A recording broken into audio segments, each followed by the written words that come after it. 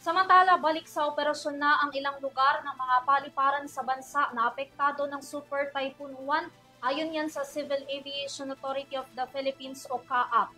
Bukod rito, nananatili namang suspendido ang operasyon sa ilang airport, kabilang na ang Lingayen Airport at Basco Itbaya.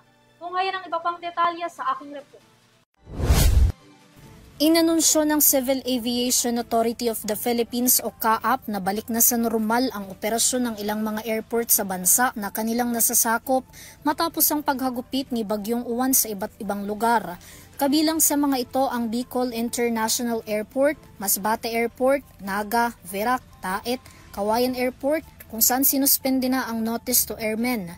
Ayon sa CAAP, karamihan sa kanilang mga airport na ininspeksyon ay hindi nakitaan ng sobrang pinsala dulot ni Super Typhoon Uwan. Limitado lang din daw sa ceiling, roofs, glass panel at perimeter fences ang nasira sa mga ito.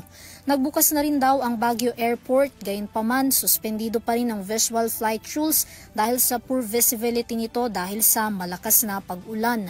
Samantala, nananatili pa rin suspendido ang operasyon ng Lingayen Airport, Basco, Itbayat, Sangley, Plaridel, Iba, Subic, Lubang, Bacon at Bulan Airport. Sa ngayon, tuloy-tuloy ang pagsasaayos ng mga nasirang pasilidad, kagamitan at panunumbalik ng services sa lahat ng mga airport na sakop ng CAAP, alinsunod sa direktiba ni Pangulong Ferdinand Marcos Jr. at Transportation Acting Secretary Giovanni Lopez. Hinikayat naman ng CAAP ang publiko na umantabay lamang sa kanilang anunsyo upang hindi magdulot ng kalituhan. Para sa EuroTV News, Vanessa Cleofas sumasaludo sa bawat Pilipino.